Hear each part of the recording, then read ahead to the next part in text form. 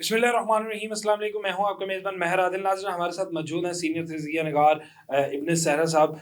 सियासत के हवाले से अगर बात करें, इस वक्त पाकिस्तान में सियासत जो है वो ज़रा कहीं पर तो उसके इशारे जो हैं वो ज़रा मुस्बत मिल रहे हैं, कहीं पर लड़ाई झगड़े भी जो सियासत के अंदर एक आप कह लें कि अदावतें हैं वो भी हमें जो है वो देखने में मिल रही हैं। लेकिन इस वक्त जो सबसे मुश्किल तरीन हालात के अंदर से गुजर रही है वो पाकिस्तान तहरीक इंसाफ है। मुज़ाकरात की जानिब भी जाया गया। फिर उसके बाद केस भी एक उसकी तलवार भी लटक रही है। 13 जनवरी को फैसला जो है वो आ रहा है और इसके साथ साथ मुज़ाकरात के हवाले से जो है वो कुछ और ही कहानियाँ हैं। मज़ीद जानेंगे अपने सहरा साहब से। सर, बहुत शुक्रिया कि आपने टाइम दिया। सबसे पहला सवाल, मुज़ाकरात कहीं डेडलॉक तो नहीं हो गया? कोई वो बयानात भी नहीं, वो चीज़ें भी सामने नहीं आ रही, बल्कि अब तो लफ्ज़ी गोलाबारी जो है वो आहिस्ता-आहिस्ता शुरू हो चुकी है। क्या ये मुज़ाकरात जो हैं आगे कंटिन्यू होंगे या फिर जो हो गया सो हो गया और उसके बाद फिर जो है वो एक नए सिरे से चल निकलेंगे?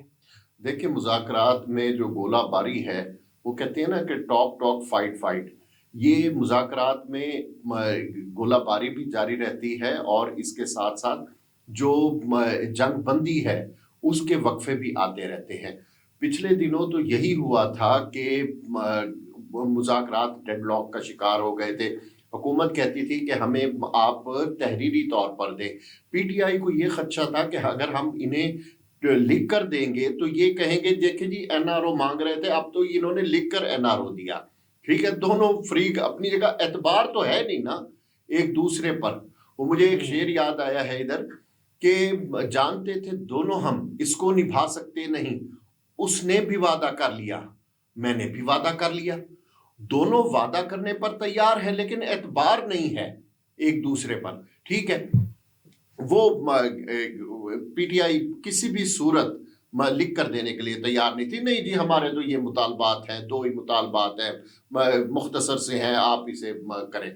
लेकिन असल में मैंने पिछली नशिस्तों में भी आपसे ये अर्ज किया था कि ये ना देखें कि जो सतह आप पर जो मुज़ाकरात हो रहे हैं वो ना देखें, पस पर्दा जो मुज़ाकरात हो रहे हैं उनकी तरफ वो देखें। अब मेरा जहां तक अंदाजा है और ज़राए भी कुछ ऐसी खबर दे रहे हैं, हमारे दोस्त हैं कुछ लोग, तो उन्होंने ये कहा है कि बुशरा बीबी के और जो मुक्तदरा के हैं वो किसी न किसी तरह मुज़ाकरात में कोई पेशरफ्त हुई है। तो यकदम ये इमरान खान ने गौहर खान से मुलाकात की। पहले ये था कि हमारी पूरी मुज़ाकराती कमेटी को इमरान खान से मिलने का मौका दिया जाए और ऐसी जगह जहां बगिंग ना हो सके, जहां सिक्योरिटी इदारे के एहलकार कुछ बातें सुन गुन ना ले सके। ठीक है, वो सारे जो मुतालबात हैं वो साइड पर कर दिए गए और ये कहा गया कि गौहर खान के जरिए ये कहलवाया गया, हाँ जी तहरीरी तौर पर दे दें, अगर इस पर कोई पेशरफ्त होती है तो ठीक है।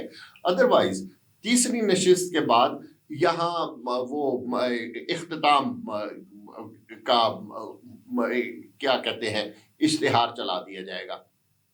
अब यहाँ एक बहुत ही अहम बात वो है कि क्यों पीटीआई इस पर रजामंद हुई है।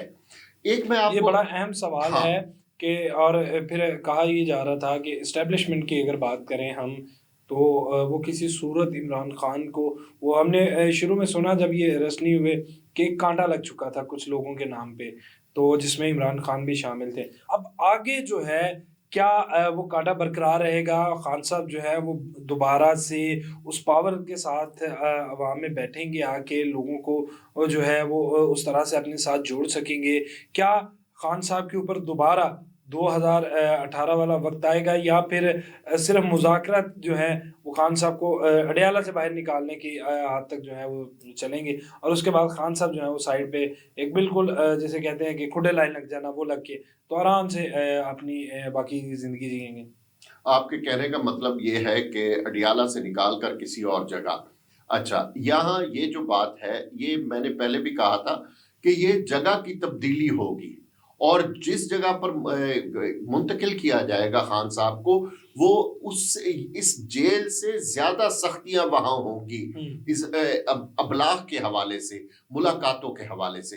دوسری بات جو آپ نے کہی نا کہ کاٹا لگ گیا ہے اور کیا انہیں ان کی وہ 2018 کی حیثیت بحال ہوگی، یہ بڑا دلچسپ کیونکہ اس میں ایک ان کے جو سوال ہے۔ سپورٹرز ہیں، ان کے عوام ہے، جو ان کے چاہنے والے ہیں، ان کے ووٹرز ہیں، وہ ابھی تک پر امید ہیں کہ وقت آئے گا اور خان صاحب دوبارہ جو ہے وہ اقتدار میں بیٹھیں گے۔ دیکھیں میں ان کی امیدوں کو نراش نہیں کرنا چاہتا، میں انہیں نا امید نہیں کرنا چاہتا، لیکن ایک بات جو میری عقل سمجھ کہتی ہے یا جو ہم معروض دیکھتے ہیں نا، معروضی حالات کو دیکھ کر یہ ہم تجزیہ کرتے ہیں اور انہی پر ہم اپنی بات کو، اپنی رائے کو قائم کرتے ہیں اور اس کے حوالے سے ہمیں اپنی دلیل میں وزن بھی ملتا ہے۔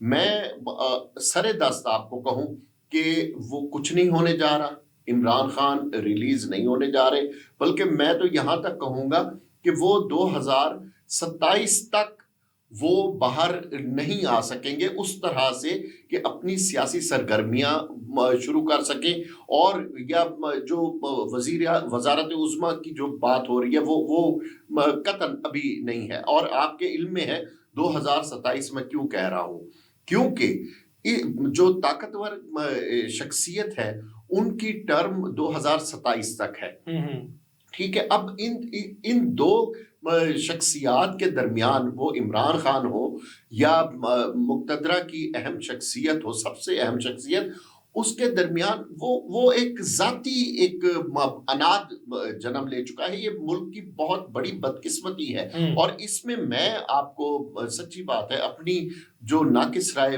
میں دوں، اس میں زیادہ قصور عمران خان کا ہے، کیونکہ عمران خان اس ملک کے سیاستدان تھے، وزیر اعظم تھے، اور سیاستدان تو اب بھی ہیں، وزیر اعظم تھے، اور ایک بہت بڑی پارٹی جس کی چاروں جڑیں ہیں چاروں صوبوں میں، 5 صوبوں میں، گلگت بلتستان کو بھی ہم شامل ضرور کریں گے، تو انہیں دل بڑا کرنا چاہیے تھا، انہیں اپنے اداروں کو ساتھ لے کر چلنا چاہیے تھا، لیکن بدقسمتی یہ ہے کہ انہوں نے ایک بے مقصد لڑائی چھیڑ لی، اور وہ جس کا کوئی مقصد لا حاصل، اس کا کوئی مقصد مطلب کوئی مراد ہی نہیں تھی کہ آپ کرنے کیا جا رہے ہیں۔ ڈی جی آئی ایس آئی آپ کو ایک بات آ کر کہتے ہیں اور آپ اس بات پر تل جاتے ہیں، اور جنرل باجوہ کو کہتے ہیں کہ جی انہیں فوراً عہدے سے ہٹائیں۔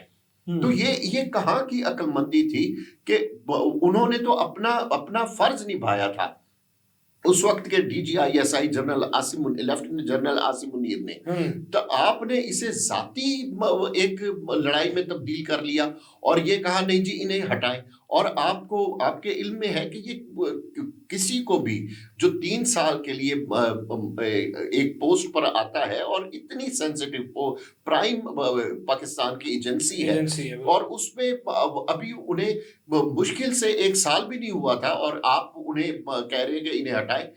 اس پر باجوہ صاحب نے بہت ریزسٹ کیا اور وزیر اعظم کو سمجھانے کی بہت کوشش کی، لیکن وہ عمران خان صاحب ہی کیا جو کسی کی بات مان لے اور سمجھ لے۔ اچھا 13 جنوری کو فیصلہ بھی آ رہا ہے، اور بڑی جس طرح ہم پہلے بھی پروگرامز میں بات کر چکے کہ بڑی حد تک یہ ایسا فیصلہ آنے والا ہے کہ جس میں ریلیف کا کوئی امکان نہ ہو، اور یہ جان نہ سکیں کہ کوئی ایک نقطے کو بھی لے کر جس کے اوپر یہ اپیل کر سکے، یا ان کو کوئی لگے کہ کہیں نہ کہیں سے کچھ ریلیف مل جائے گا۔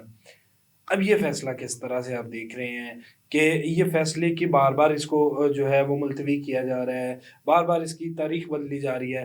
کیا یہ ایک تلوار پاکستان تحریک انصاف کے سر پہ لٹکتی رہے گی، یا پھر فیصلہ جو بھی ہے وہ جس طرح کا آنا ہے وہ آئے گا، اور خان صاحب کے لیے کوئی اس میں ریلیف نہیں ہے؟ دیکھیں خان صاحب کے لیے اس میں ریلیف کا تو سوال ہی پیدا نہیں ہوتا، ٹھیک ہے۔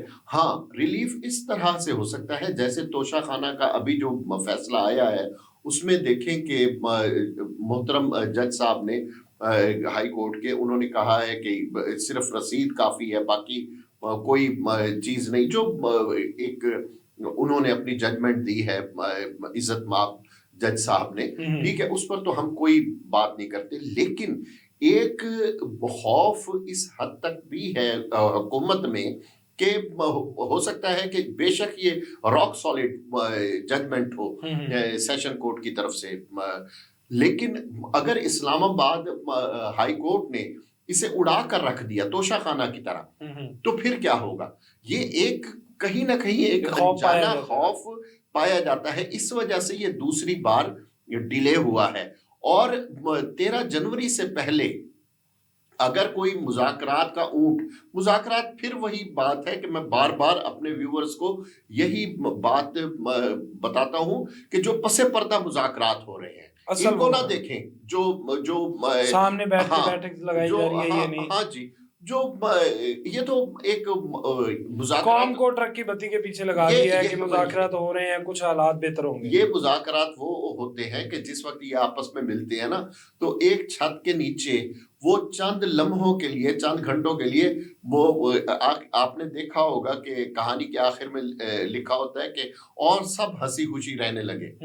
یہ چند گھنٹوں کے لیے، چند منٹوں کے لیے آتے ہیں اور ہنسی خوشی بیٹھ کر ہنس ہنسا کر کھا پی کر اور ڈسپرس ہو جاتے ہیں، ٹھیک ہے۔ اب اس فیصلے اب مجھے ابھی بھی 13 جنوری کے فیصلے کا اعتبار نہیں ہے کہ وہ آگے پیچھے پھر بھی ہو سکتی ہے، جج صاحب پھر رخصت پر جا سکتے ہیں، جج صاحب بھی انسان ہیں اور ان کی طبیعت بھی پھر خراب ہو سکتی ہے، ٹھیک ہے۔ اصل مذاکرات بار بار میں کہہ رہا ہوں کہ جو بیک ڈور ہو رہے ہیں، جو کسی کو نظر نہیں آ رہے لیکن سب کے سامنے ہے، لیکن سب کو نظر آ رہے ہیں، جو ان کی ہے کہ کسی کو نظر نہیں آ رہے لیکن سب کو نظر آ رہے ہیں۔ امید کرتے ہیں ناظرین آج کا پروگرام آپ کو پسند آیا ہوگا، اس کے ساتھ ہی مجھے دیجیے اجازت، اللہ نے کے بعد۔